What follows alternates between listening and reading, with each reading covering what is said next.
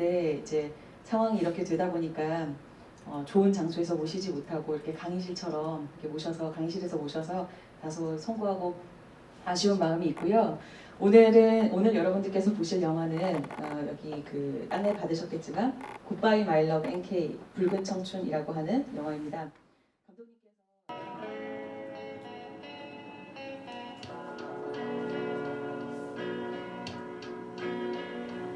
Среди связок горло долго не сможет забыть,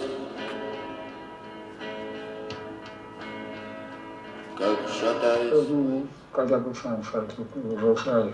그런데 그 영화를 만들어도 국민님들도 상당히 인기가 있어요. 저는 알 수 있으니까 알만으로 보면 다른 까다로운 네가 중국 사람들도 잘 알고 중국에서 살았고 너 중국에서 보면 내가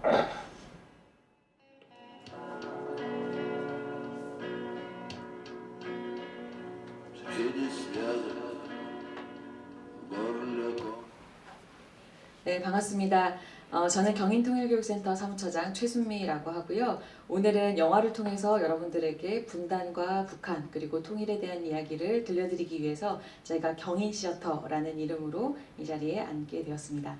오늘 정말 너무너무 귀한 분을 모셨습니다. 저희가 여기서 다 같이 굿바이 마이 러브 NK 붉은 청춘이라고 하는 너무나 소중한 저에게 너무나 감명 깊은 그런 다큐멘터리를 다 같이 상영을 하고 감상을 했고요. 그리고 이 자리에 직접 그 영화를 제작하신 김소영 감독님 모셨습니다. 반갑습니다. 안녕하세요. 반갑습니다. 네. 그 참 코로나로 이렇게 위중한데 또 그 굿바이 마이 러브 NK 붉은 청춘을 이제 여기서 기획을 해주시고 또 함께 도와주시고 또 이야기를 나눠주시는 최승미 교수님께 감사드리고요. 또 여러분들에게도 감사드립니다. 고맙습니다. 저는 사실 굿바이 마이 러브 NK라는 이 영화를 몇 년 전에 이미 이제 처음 나왔을 때부터 재작년인가요?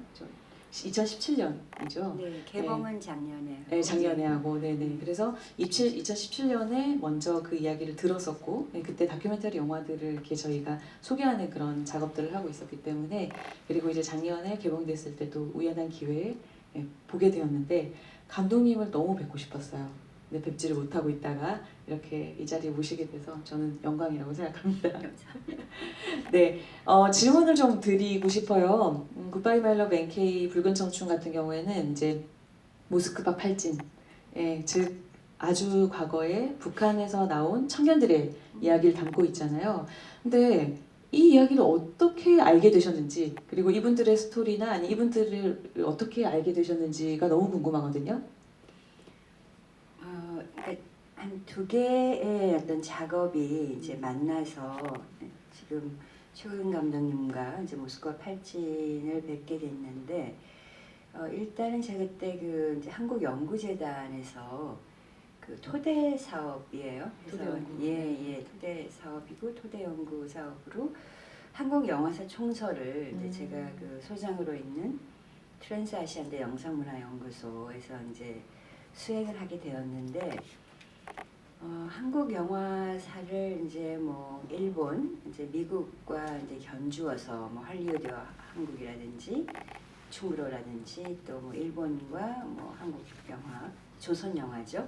이런 방식으로 연구하는 이제 토대에도 진행을 하지만은 제가 이제 다른 커넥션, 그러니까 러시아의 이제 그 영화 일원들이 한국의 1930년대 서광재라든지 이제 이런 그 평론가를 통해서 소개가 됐었고 또 그 다음에 이제 모스크바 국립영화학교를 나온 그 한국 출신의 북한 출신의 영화 감독들이 있는 걸 제가 조사를 통해서 알게 돼가지고 그때 이제 아카이브 작업에 굉장히 관심이 있고 이제 열정을 쏟을 때였는데 이제 마침 그래서 대만 영화 아카이브에 가서 저 하늘에도 슬픔이를 이제 제가 프린트를 찾은 거예요. 그래서 굉장히 그때 큰 이제 경사였는데 그런 식으로 약간 그 어떤 그 영화를 아카이빙하는 것이 좀 약간 순항하던 그런 시기에 이제 최국인 감독님과 또 고려 사람 이세인 송 라브렌치 감독 그분도 이제 그 모스크바 국립영화학교를 나오셨고 이분들을 뵈러 카자흐스탄에 가게 된 거예요.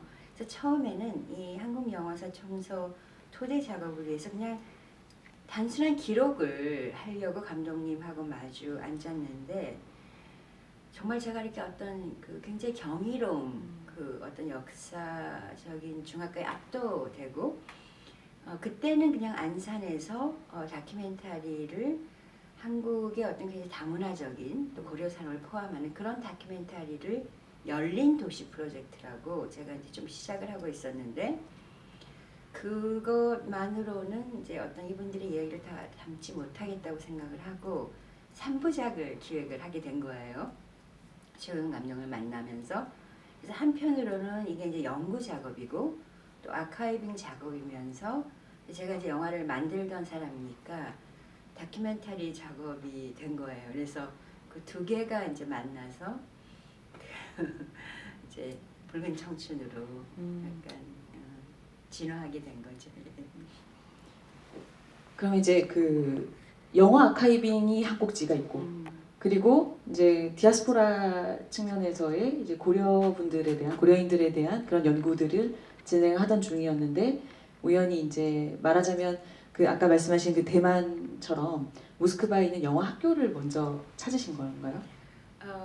제가 이제 그 전에 저랑 촬영을 하던 그 촬영 감독이 제가 여성사 3부작이라고 네. 이 망명 3작 전에 작업이 있어요. 그 촬영 감독이 모스크바 영화학교 출신이에요. 그래서 제가 이제 그 전에 갔었고 그래서 항상 이렇게 그 러시아, 그러니까 냉전의 저쪽이죠. 그 세계사의 저편에 항상 이게 약간 그 관심을 갖고 있었어요. 그래서 한국 영화사를 매개로 해서 이제 이 그 냉전의 저쪽 다른 세계를 이제 좀 그 탐구하고 싶었던 것이 이제 최우인 감독님과 만나게 된 것이 예. 네, 굉장히 우연한 기회라고 생각이 드는데 마치 뭐 이끌림처럼 이제 어딘가 이끌려 있는 것처럼 최국인 감독님도 만나시고 그리고 사실 최국인 감독님 입장에서도 아마 외람되지만 생애 마지막 인터뷰시지 않았을까 그런 생각도 좀 드는데 이제 영화 다큐멘터리가 진행되는 중에 어쨌든 운명을 달리하셨고 여러 가지 그 역사적인 혹은 본인의 생애사를 남기고 떠나신 건데 지금 영화 속에 최국인 감독님이 만드신 영화뿐만 아니라 다양한 소설이라던가 영화 작품들이 중간중간 꽤 많이 삽입이 됐던 것 같아요. 혹시 보셨던 작품 중에 하나 소개해 주고 싶은 그런 작품이 있을까요? 예, 제가 그래서 최구인 감독님의 이제 용의 해를 이제 부산영화제에서 그 고전 그 섹션에서 그 상영을 했었어요. 그 2년 전에. 그래서 그 고려 시네마라고 해가지고 이제 고려 시네마하고 아카이브하고 국제학술회의도 몇 번 하고 용의 해가 굉장히 뛰어난 이제 그런 작품이고 또 이제 송은 아브렌치 감독님의 고려 사람이라는 이제 단편을 제가 소개를 많이 해서 그 꽤 이제 많은 사람들이 관심 있는 분들은 보기도 하고 네 그렇습니다.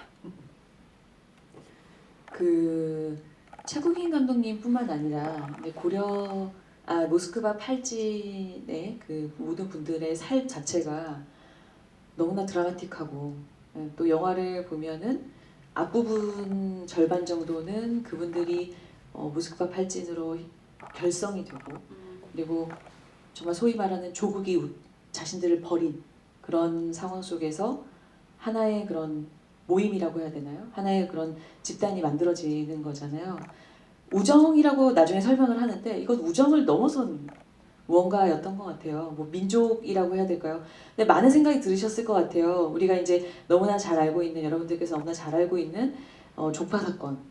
네, 북한에서 이제 그 56년도 8월에 종파 사건이 일어나고 그 종파 사건의 그 계기가 됐던 것이 53년도에 스탈린이 죽고 나서 56년도에 또 이제 소련 내에서는 러시아 내에서는 이 스탈린을 비판하는 그게 사실 자극이 되지 않았겠어요?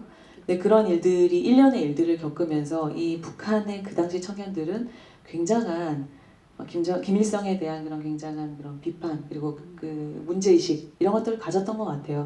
근데 이런 부분들이 지금 현재 우리 사회에서는 많이 알려지지 않았던 그런 것 같은데 혹시 인터뷰를 하시고 영화를 제작하시는 과정에서 이분들에게서 느꼈던 조국에 대한 그런 마음 이런 것들을 좀 혹시 좀 생각나시는 게 있으면 말씀해 주실 수 있을까요? 약간 제가 의회에서 이제 말씀을 드리면, 그러니까 제가 이제 이분들을 한참 만날 때, 그 국립현대미술관 덕수궁관에서 그 변월령전을 한 적이 있어요. 그 이분도 이제 고려 네. 사람인 화가신데 그분이 그린 이제 그림 중에서 이제 그 소나무 그림이 있는데 이분이 어디 가서 이제 그 소나무를 그리시냐면 그 연해주에 가서 북한 근처에 가서 이제 그 연해주의 소나무를 마치 북한의 소나무처럼 이제 그리시는 거예요.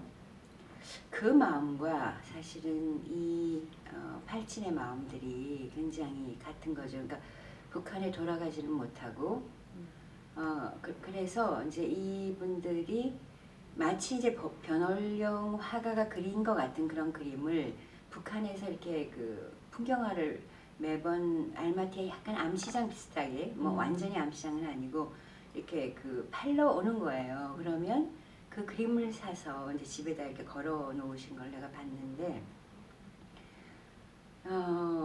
그러니까 이분들의 삶이라는 것은 지금 현재 우리가 파악할 수 있는 어떤 그런 단위를 넘어서는 거잖아요, 완전히. 그래서 그 북한 사람이었기도 했지만 러시아 사람이기도 했고 또 중앙아시아 사람이기도 하고 그래서 사실은 굉장히 세계 시민적인 이제 그런 마음도 갖고 계시면서 그 변월령 작가가 했던 것처럼 정말 이렇게 사무치게 그 북한의 가족들과 그 뭐 풍경과 이런 걸 그리워하시고 또 굉장히 이제 저한테 인상적이었던 점은 이분들이 45년에서 한국 전쟁이 일어나는 50년까지 북한 사회의 엄청난 변화를 경험하고 또 그거를 만든 사람들인 거예요. 그 5년간.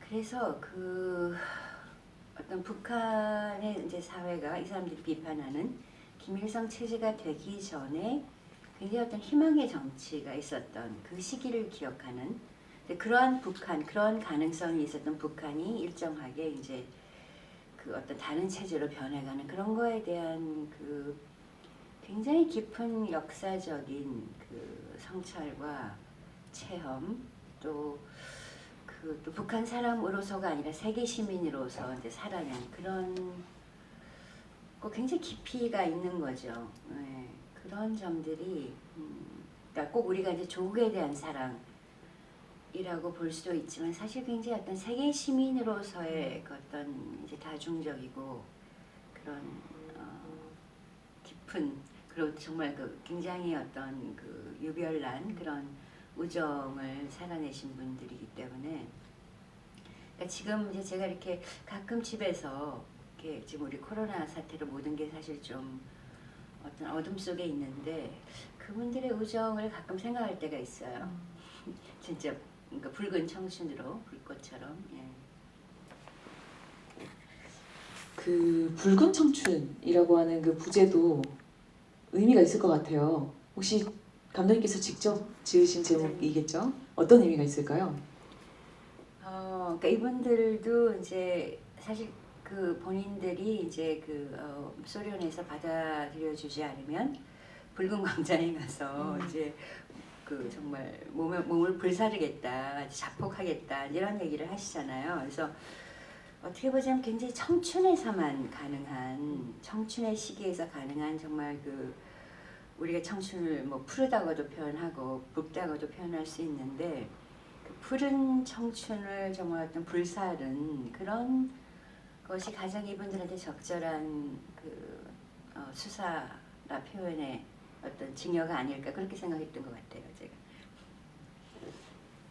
많은 생각을 했을 것 같아요. 그 당시에 그 모스크바 팔진 북한 청년들이 모스크바에 나와서 조국은 자신들을 버렸고 그때부터 드는 생각은 아까 세계 시민이라는 표현을 하셨는데 국가란 무엇인가, 그죠? 그리고 나는 혹은 우리는 무엇인가, 어떤 존재인가, 혹은 뭐 태어난 조국, 그 나의 뿌리와 그리고 살아내고 있는 집, 그 땅에 대한 그런 생각들까지도 굉장히 근원적인 고민들을, 존재론적이고 근원적인 고민들을 많이 했을 거라는 생각이 드는데, 이런 부분들이 이렇게, 그러니까 모스크바 팔찌인과 같은 다른 존재들이 그동안 있었는지 모르겠어요, 역사 속에서.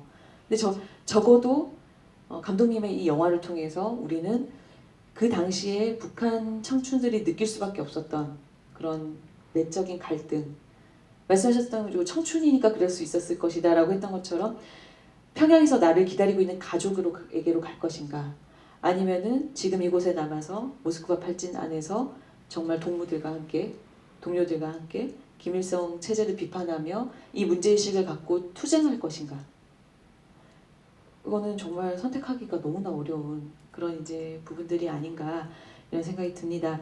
아카이빙 작업을 쭉 하셨고, 또 지금 이 굿바이 마이 러브 NK 붉은 청춘이 망명 3부작 시리즈의 마지막 편이지 않습니까?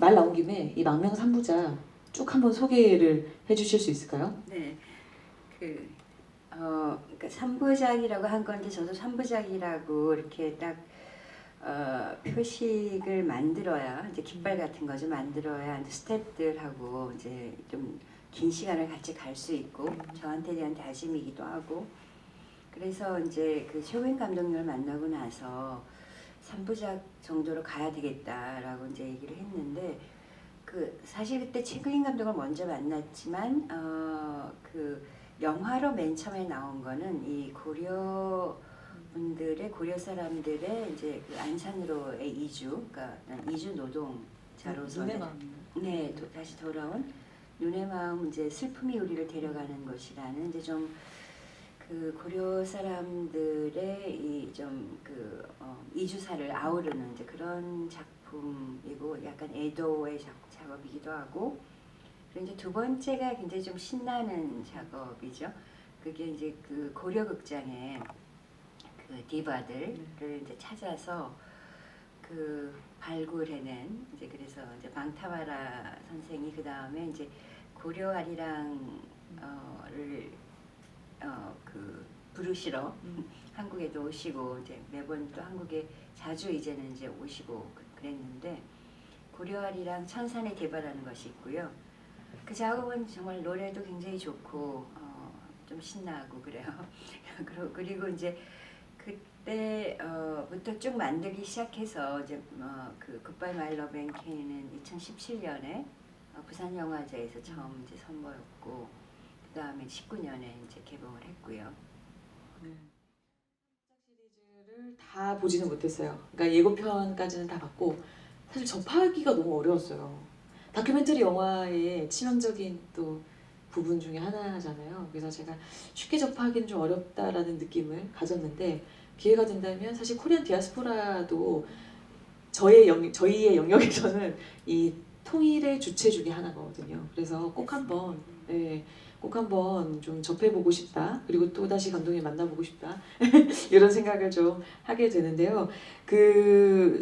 혹시 감독님께서 이제 모스크바 팔진의 이야기를 뭐 다른 사람 들었을 수도 있죠. 감독님도 들으셨겠지만 뭐 다른 사람 들었을 수도 있죠. 근데 이 이야기가 굉장히 압도적이고 매력적이라고 느끼신 이유나, 혹은 감독님께서 기존의 이 한국 역사, 한반도 역사에 대해서 갖고 계시던 그런 어떤 관심? 이런 것들과 혹시 맞닿은 지점들이 있는지, 그냥 아무 그런 사유가 없이는 이렇게 딱 압도적이다 혹은 매력적이다 확 와닿지 않았을 것 같거든요.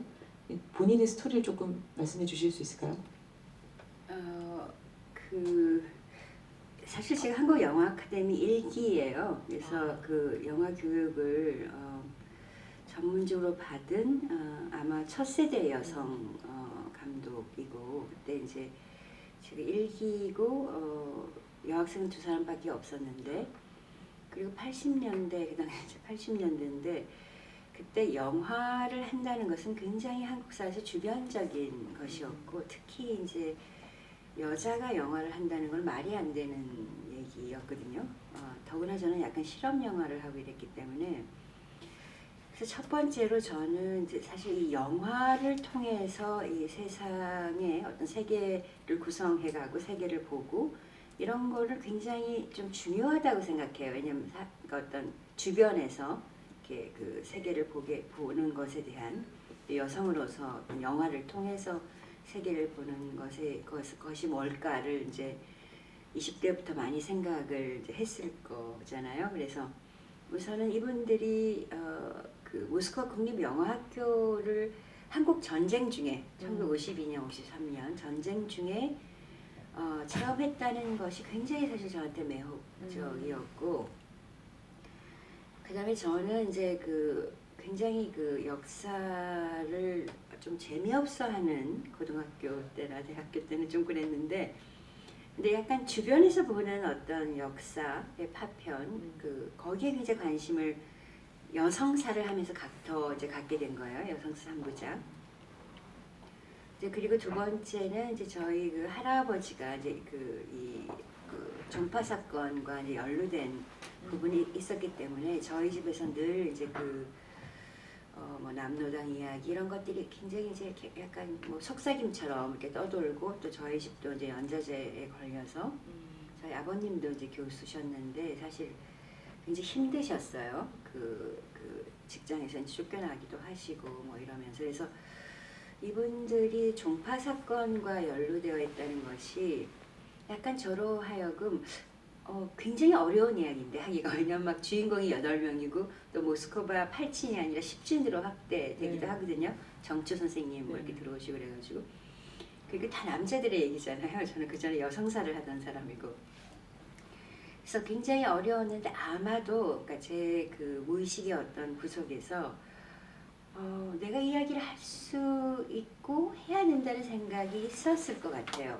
우리 집안의 내력이 있기 때문에 그리고 그때만 해도 이제 이런 이야기가 이제 좀 잘 그 밖으로 나올 수 있는 이제 그 전에는 굉장히 연좌제라든지 쉬쉬하는 얘기였지만 또 저희 아버지도 이제 약간 카밍아웃을 하셨고 신문이나 이런 데 이제 컬럼을 쓰시면서 그런 게 있었고 뭐 그런 두 가지가 굉장히 강렬하게 또 이분들이 북한 사람으로 사신 게 아니라 정말 세계 시민으로 그 살아내신 거 그리고 카자흐스탄이 굉장히 이제 환대의 문화가 있거든요. 다민족 다문화 문화 그리고 그런 것들이 이제 사실 이야기를 하는 것이 좀 가능하게 한 것 같아요. 그러니까 저도 되게 신기한 게 제가 이제 풀타임으로 학교에서 일하고 있고 그렇죠? 그때는 또 더군 학과장이었어요. 일이 엄청나게 많은데 방학 때마다 이렇게 가서 이 이야기를 했던 게 참 신기해요. 이 영화가 나왔다는 게 믿어지지가 않는데 영화 제작은 사실상 너무나 정말 지난한 그런 작업이잖아요. 특히 다큐멘터리는 더 그러셨을 텐데 얼마나 걸리셨고 또 어떤 점이 가장 힘드셨는지 바쁜 얘기도 하셨지만 그런 분들 좀 에피소드 하나 들려주십시오.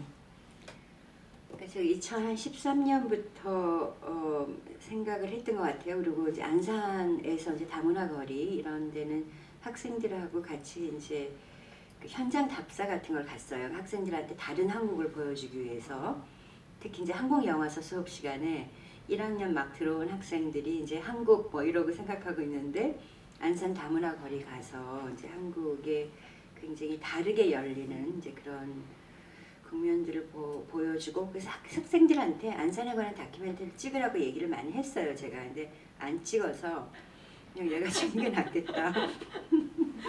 그래서 이제 그 안산에서 찍기 시작했고 그리고 그때 사실은 제가 이제 한국예술종합학교에 이제 그래서 가르치는데 저희 학교에 이제 그 당시 엄청난 감사가 들어와서 학생들도 이제 자살을 하기도 하고 뭐 굉장히 하여튼 학교가 어렵고 시끄러운 와중에 그 정치적으로 굉장히 어렵고 특히 학생들이 이렇게 자살하고 이런 건 굉장히 견디기 힘들고 그때가 이제 한국 사회가 우리 학교뿐만 아니라 굉장히 젊은 친구들이 죽음을 많이 선택하던 때예요. 그리고 이제 저도 제 주변에서 저한테 중요하신 분들이 갑자기 다 돌아가시고 뭐 이러는 거예요. 그래서 그래서 이렇게 제가 이제 그 전에도 다큐멘터리를 하고 또 뭐 그 영화도 찍고 그랬지만 정말로 이 뿌리로 내려가서 그것을 영화로 만들고 싶었어요. 근데 그게 그 뿌리가 저한테는 안산의 이제 그 이주 노동자들의 어떤 삶의 모습이었고, 그리고 그 중에서 특히 이제 고려 사람들의 이 어떤 르뽀나 이런 거를 알게 되면서 이제 제가 이제 역사에 관심이 있으니까 그분들의 역사를 이렇게 따라가 보고 싶은 이제 그런 것들. 그래서 사실 제 삶에서 가장 어려울 때였어요. 여러 가지로. 그러니까 거의 몸을 가누기 힘들 정도로 굉장히 많은 어려움들이 와서, 그래서 사실 제목이 눈의 마음, 슬픔이 우리를 데려가는 것이에요. 그러니까 그 슬픔이 뭐 정치적으로 또 제 개인사적으로 몸을 가눌 수 없을 정도로 힘들었는데, 그래서 이제 그게 약간 카메라를 들게 한 것 같아요, 저로 하여금. 그래서 그 뿌리로 내려가서, 그러니까 소위 이제 제가 지식인이고 뭐 대학에 있고 이러니까 다큐멘터리의 이제 근본이 사실은 뿌리로 내려가서 어떤 집단의 어떤 삶 이런 것들을 밝히는 것이 이제 다큐멘터리의 본령이기도 한 것인데, 약간 그런 거를 하고 싶었어요. 그래서 거의 이제 몸을 가누지 못하고 굉장히 정신적으로도 어려운데 엄청난 애도를 해야 되는 거죠. 뭐 갑자기 한 2, 3년 사이에 너무 많은 사람들이 돌아가시고 학생도 잃고 이러니까, 그래서 이제 비틀거리면서 진짜로 중앙아시아를 찾은 것 같아요. 그러니까 어쩌면은 살기 위해 카메라를 드신 것 같다는 느낌도 좀 듭니다. 그러니까 영화라는 작업을 통해서 투쟁하신 거죠. 그러니까 삶과의 투쟁을 하신 것 아닌가라는 생각이 들고, 어쩌면은 모스크바 팔찌인의 삶도 그들이 또 영화에 종사하시는 분들이셨잖아요. 그러니까 촬영 감독님 계셨고 영화 감독님 계셨고, 그분들의 삶 역시도 저는 그 영화를 사실 여러 번 봤어요. 여러 번 봤는데, 이 영화를 여러 번 봤는데 학생들에게도 권해주기도 하고, 근데 영화를 볼 때마다 이들의 삶이 왜 여기에 머물렀어야만 했을까? 그리고 조국이 받아주지 않았을 때 우리는 무엇을 하고 있었을까? 그 당시 우리 사회는 무엇을 하고 있었을까? 늘 고려인들이나 조선 적들을 보면서 저희가 느끼는 그 회한의 그 감정을 이제 영화를 보면서 늘 느끼는데, 그런 부분들이 아마 감독님의 그 당시 어려움들과 치열한 삶의 투쟁과 좀 맞닿아서 이런 또 작품들이 나오지 않았나, 마음이 더 가셨을 것 같고, 그리고 아직 뭐 우스갯소리지만은 청출어람이 안 나와가지고 좀 찍으라고 안산에 대해서 영화를 찍으라고 하는데 아무도 안 찍어가지고 감독님으로 하여금 직접 카메라를 들게 하는 그런 또 뭐 저희로서는 굉장한 선물이 되지 않았나 이런 생각이 듭니다. 아까 또 말씀하신 것 중에 저는 굉장히 공감되는 것이 본인의 이제 개인사적으로 할아버님이 이제 남로당 쪽 분이셨고, 그리고 가족 안에서 연좌제라는 것이 우리에게 분명히 있었죠. 이거는 정말 분단 때문에 우리가 겪어야만 했던 그런 아픔이 아닌가라는 생각이 듭니다. 아무도 내 삶이 분단과 관련이 없다라고 생각을 하거든요. 특히 청년들은.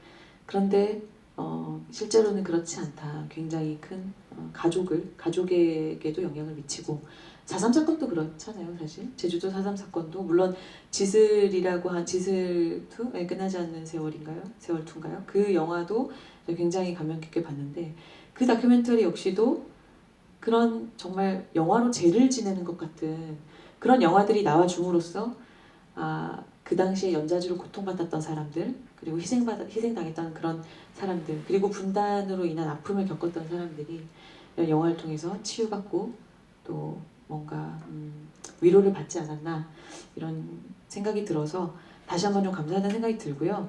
몇 가지 질문만 좀 더 드릴게요.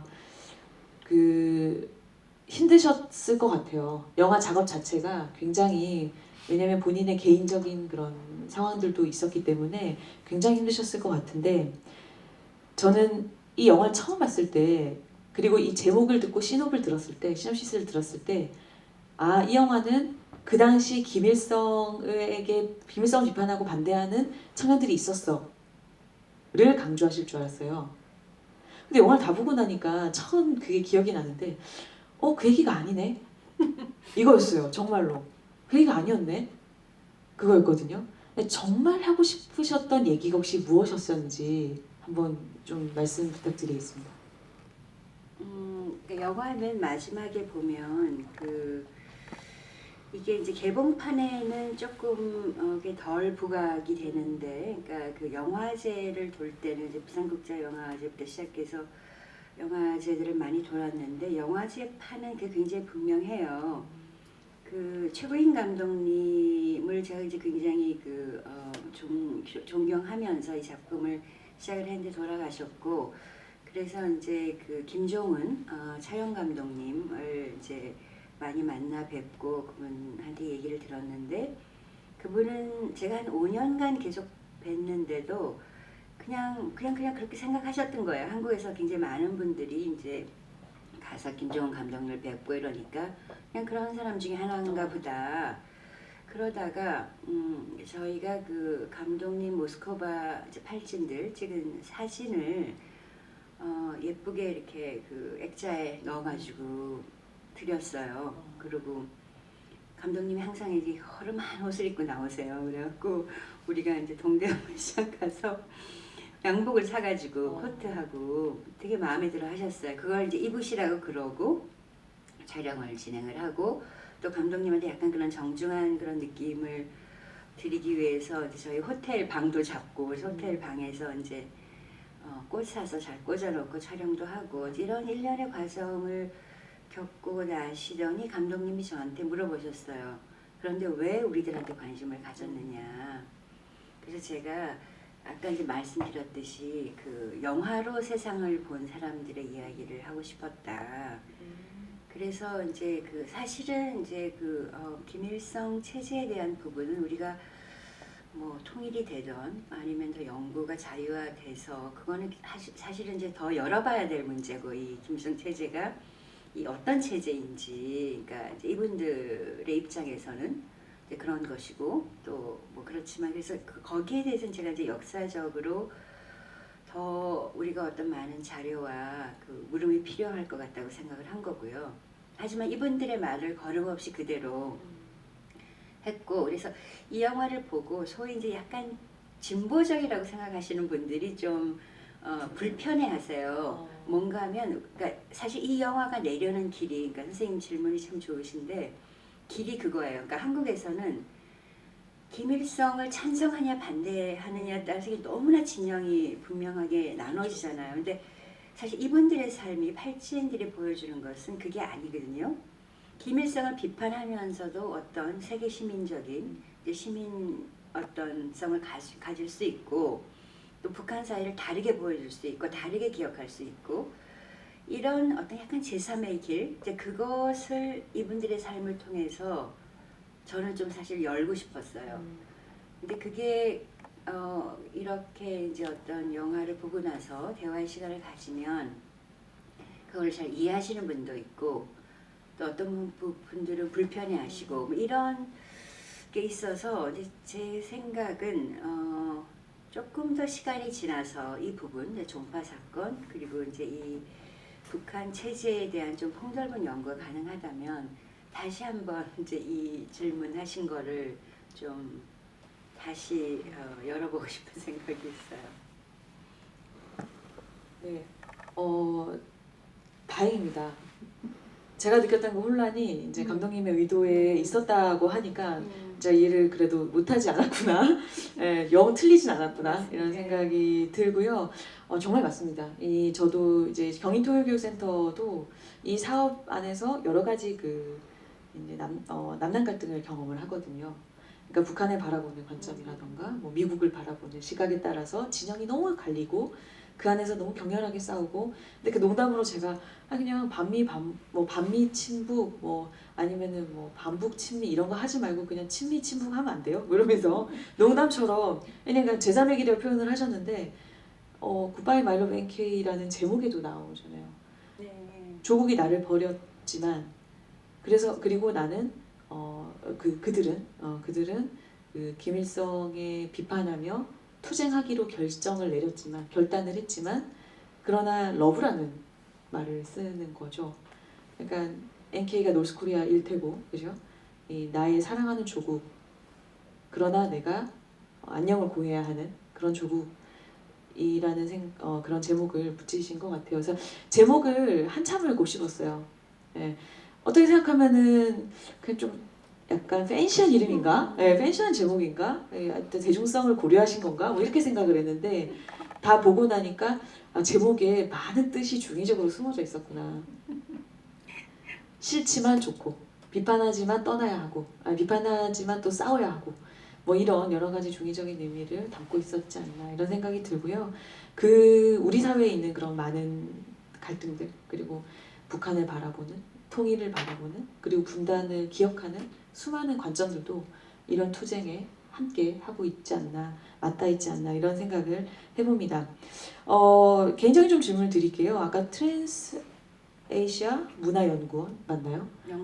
영상문화연구원. 네. 아까 이제 아카이빙 작업도 이 연구원을 통해서 진행이 되고 또 이 연구원을 또 직접 운영을 하고 계신 건데. 작은 연구소입니다. 네, 작은 연구소. 그래도 어찌됐든 저는 뭐 아까 잠시 이제 사전에 저랑 대화를 하면서 인터코리안에 대한 문제 의식도 갖고 계시고 이 연구소도 이제 어쨌든 뭐 작든 크든 겸손하게 말씀하셨지만 갖고 계시고 이 앞으로의 그런 한국과 관련된 이 한반도와 관련된 또 작업에 계획된 것들이 있는지 좀 여쭤보고 싶어요. 예, 감사합니다. 오늘 제가 북한 전문가 여서가 아니라 최순미 교수님이 최고의 평론가로 제 영화에 이렇게 말씀을 해주셔서 네, 예, 굉장히 반갑고요. 또 감사드리고 사실 저도 그러니까 북한에 대해서 이제 잘 몰랐고 근데 하지만 이제 저는 항상 이게 제가 이제 가지고 있는 그나마 좀 좋은 성격이 뭔가 하면 좀 세계에 대해서 열려 있다는 게 있어요. 그러니까 이게 별로 이렇게 재단하지 않고 들어가는 거. 그래서 처음에는 이분들이 북한 사람들이잖아요. 그러니까 그래서 사실은 이 안기부에 물어서 봤어요. 이거 언제 만나도 되나? 아니 만나고 놓고 보니까 그렇더라고요. 어. 그래가지고 어떻게 해야 되나 이러기도 하고 그랬는데 이분들을 통해서 이제 말씀드린 것처럼 사실 이렇게 뭐 정치 체제나 국가 체제는 항상 바뀌는 거고 거기 있는 어떤 자연이나 산하나 이제 뭐 사람들은 사실 그것과 연관되기도 하지만 굉장히 또 다른 자기의 일상 생활 세계가 있잖아요. 그러니까 그런 측면에서 이제 사람으로서 또 바라보는 게 굉장히 중요한 것 같고요. 그러니까 김일성 체제가 북한이라고 자꾸만 이제 이게 어떤 등가를 성립을 시키는데 이제 그 세계의 사람들이 있는 거죠. 그래서 그 사람들 역사적인 그런 사람들이 이제 굿바이 마이 러브 NK에 나오는 그런 식진으로 대표되는 또 그런 사람들이요. 북한을 비판하는 것이 아니라 북한 체제를 비판하는 거. 그게 굉장히 큰 차이가 있는 것 같고요. 그 틈새를 앞으로 이제 사실 우리가 더 보면 좋을 것 같고, 제가 이제 이 작업을 하면서 사실은 이제 망명삼부작은 더 크게는 이 중앙아시아하고 러시아의 이 고려 사람과 또 다른 민족들 간의 이야기예요. 그래서 거기서 굉장히 걸출한 인물이 이제 김 알렉산드라라는 이제 여성 혁명가가 있는데 사실 그분의 이야기를 김 알렉산드라의 이야기를 좀 다른 방식 다큐멘터리가 아니라 다른 방식으로 하고 싶은 생각이 있어요. 그래서 이거야말로 이제 하늘의 뜻이 있으면 하는 거고 왜냐면 약간 대작으로 자꾸 생각이 들어서 그냥 끙끙 앓고 있지는 않고 그냥 이제 매일 생각을 하면서 그러니까 중앙아시아와 러시아와 한반도의 지금 분단 상황을 잇는 그런 좀 그 SF적인 그런 장르 영화로 생각을 하고 있어요. 그래서 네, 고맙습니다 질문. 기대가 됩니다. 김 알렉산드라님의 이야기가 일대기가 어떻게 대서사시로 나오게 될지 SF라고 표현을 하셔가지고 일대기가 아니고 아마 네. 잠깐 플래시처럼 들어올 수도 있고 예 그럴 것 같아요. 네. 하지만 그분의 혼이 있는. 네네. 뭔가 굉장히 좀 몽환적이고 어떻게 보면 환상적인 그런 연출이 좀 나오지 않을까 생각이 듭니다. 이 영화에서도 감독님의 그런 뭐라고 해야 될까요? 좀 특성, 약간 시그니처 마크 같은 제가 느끼기에는 네. 저 평론가 아니에요. 그냥 전 영화를 좋아하는 일반인인데 이미지화를 굉장히 잘하시고 많이 하신다는 느낌이 들어요. 그 다큐멘터리 영화에서 이렇게까지 영상미를 살리는 게 있었나? 그리고 이렇게까지 애쓰시는 이유가 굳이 있나? 그렇죠 정말. 예, 뭐 이런 정말 아마 다큐멘터리를 만드시는 많은 분들이 그런 생각을 보시면서 하셨을 것 같은데 다큐멘터리 내공이 조금 쌓이니까 차이가 느껴지더라고요, 확실히. 근데 이미지화를 하면서 가장 좀 심혈을 기울인 부분. 특히 이제 이 영화, 굿바이 멜로맨 K 영화에서 가장 심혈을 기울이고 이 안에 의미를 담은 그런 장면이 있으면 하나 소개시켜 주십시오. 예, 아주 그것도 굉장히 좋은 질문이셔서 그러니까 제가 이제 다루는 역사가 이제 연대기적이고 뭐 국가주의적이고 공식적인 역사가 아니잖아요. 그래서 저는 여성사부터 시작을 했고. 그래서 이제 사실 우리가 그 문자로 기록된 역사가 이제 굉장히 정사한 거죠, 정사. 근데 그런 역사를 제가 다루는 게 아니기 때문에 문자가 아닌 다른 것, 그게 이제 이미지하고 사운드고 또 그런 거죠. 그래서 그 이미지라는 것이 그 문자가 담지 못한, 그러니까 문자가 배제하고 삭제한 어떤 것을 떠올릴 수 있게 하는 거죠. 그래서 제가 생각해보니까 그래요.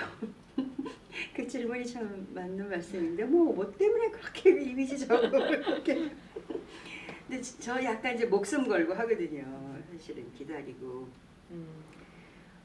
그래서 이제 이 영화에서는 이제 제가 듣고 되게 웃었는데 사람들이 이게 다 이 그 글래스 작업을 제가 했다고 생각을 해요. 유리가 서 있는. 예. 그래서 그리고 왜냐면 이 영화가 이제 그래서 역사라는 게 일종의 이제 말하자면 기록되지 못하고 떠돌아다니다가 이제 이 유리 프리즘을 통해서 우리한테 이미지로 오는 거죠. 전 또 파편이라고 생각했거든요. 네, 파편이에요. 파편이 프리즘을 통해서 네. 이제 우리한테 오는 거예요. 그래서 이제 그런 생각을 계속 갖고 있고 제가 이제 이 작품을 만들기 전에 그래서 뭐 에세이도 하나 썼어요. 황해문화에. 그래서 거기에 이제 그런 표현도 쓰고 그랬는데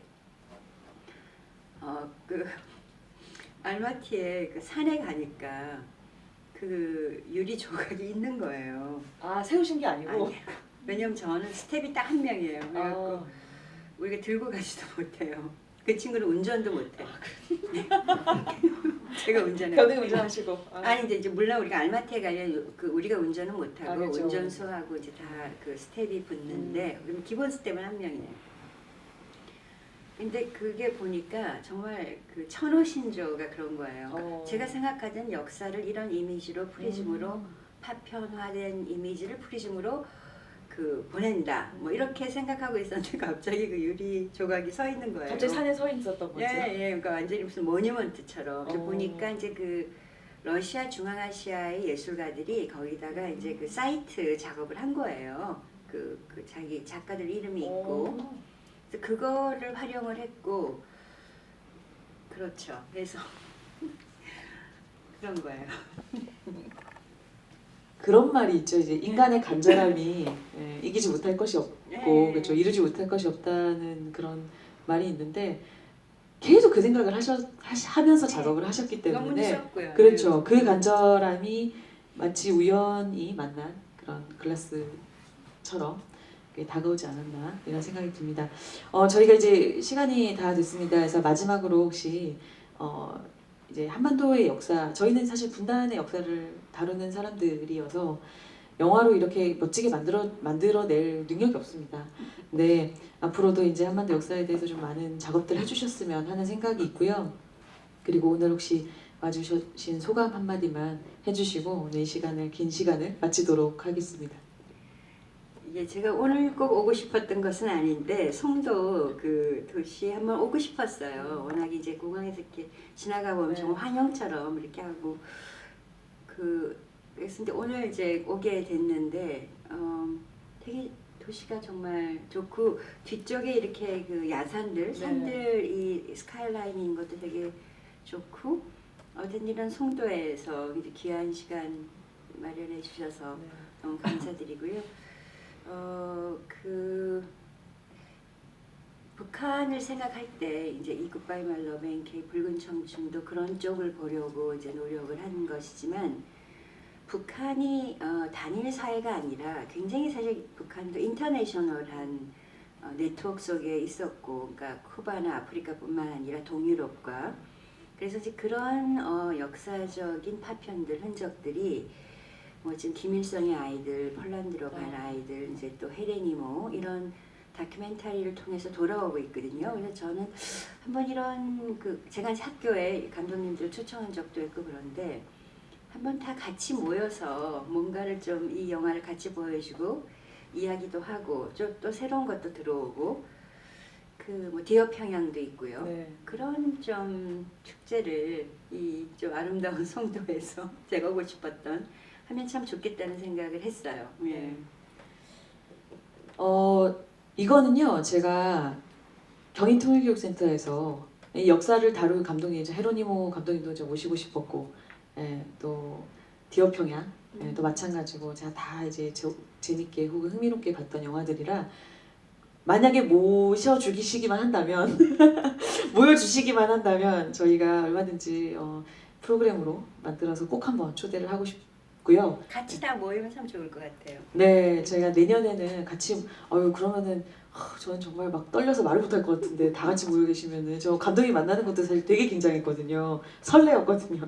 근데 그런 생각이 드는데 다 같이 모셔서 말씀을 나누면은 각자의 세계관과 그죠? 그 작품 세계와 이런 것들이 굉장히 다이나믹하게 논의가 되지 않을까.